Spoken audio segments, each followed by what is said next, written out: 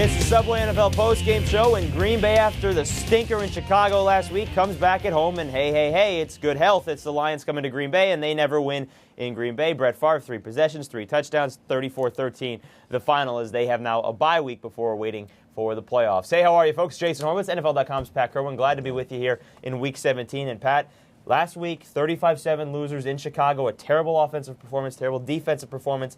This week they come out, 3 possessions, 21 plays, 21 points, 200 yards of offense, and now Brett Favre's off the field. Yeah, and I think what happened to them in Chicago was the nightmare for the Detroit Lions. I talked to Brady Papinga. We talked about that, the matchup show earlier this week on Thursday. And they said, we feel like we're not ready for the playoffs emotionally. We are going to try to come out and sharpen up our football team. Now, we get a lot of lip service on the Week 17 from a lot of players, but I believe the Packers, they wanted to come in here and make this thing as sharp as they can heading into playoffs. They ran the ball very well. Yes. Brett Favre was sharp in his 3 drives. Craig Nall came in. He didn't really have to do anything, but they were fine. The defense played well. They caused a couple of turnovers, got a couple of sacks on John Kitna. This team, as it heads to the playoffs, how strong of a component in the NFC are the Packers? Well, I like them because I like the young receivers. They've got multiple guys to go through. Even so, Bubba Frank's come alive down the red zone today. You and I had a good chuckle watching that one. Someone said to me, how's he getting open? I said, he only gets open in the red zone where it's a short football It was on the 4-yard line. What do you mean that's how you got it? Too deep at tight end. They've got 4 wide receivers. Now, Ryan Grant's a key component. He had a stinger today in his arm. It will remain to be seen how effective he's going to be with that, because sometimes that can linger for a while. The first time you get a hit and you're back in trouble with it. They got a good day out of Brandon Jackson. So yes, they did. They're in good shape at the running back. Favre is energized by today. As long as he doesn't have to play in that kind of weather that he was in Chicago, I think they'll be fine. Yeah, you see it right there. That's a pretty good day. 9 of 11 for 99 yards and 2 touchdowns for Brett Favre, who made his 253rd consecutive start. Meanwhile, for the Lions, it's a different story. We all know that they went 6-2 and 1-7 in the last 8. Everybody knows that at this point. Right. Finished 7-9. Reports out this morning that Mike Martz will be fired on Monday morning. Some of the reports saying he'll resign, whatever it is. Probably will not be back in Detroit, and we'll find that out most likely on Monday morning.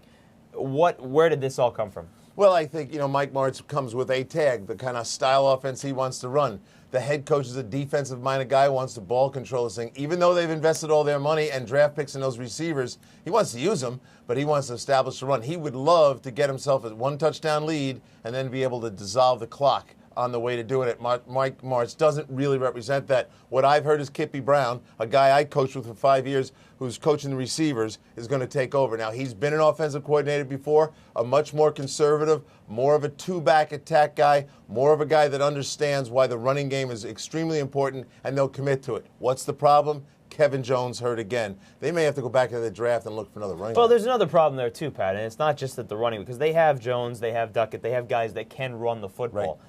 They don't have an offensive line to protect or to run at this point. Well, you know what?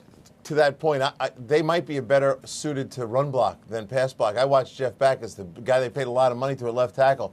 Guys are bull rushing him. He's collapsed. How many times was Kitna sacked? Kitna was sacked somewhere. I believe the total number this year will be about 58. Is that what it is? Yeah, I think it's around over 55, which it's amazing to me that he lasted and stood up the whole season. Reminds me of my days with Kenny O'Brien. Yeah, well, he's a tough guy. Didn't get his 10 wins this season like he predicted, Yeah. but he did make it through the season and did get over 4,000 yards.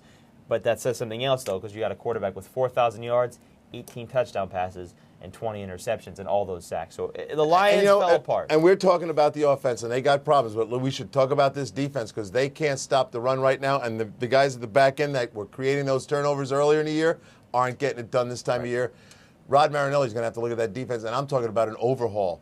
He's going to have to make some decisions on Big Rodgers. Doesn't play really to the style that I think Rod wants to play. He's got some real problems back there in the front line and in the secondary, like the linebacker. They got to get better pass rush. That fell apart Correct. as the season went on as well. Just 1 sack today. All right, folks, for more on this game or any other here in Week 17, be sure to stay with CBSSports.com and watch everything else on the CBS Audience Network. For NFL.com's Pat Kirwan, I'm Jason Horowitz. Hope you had a great season. We'll see you in the playoffs.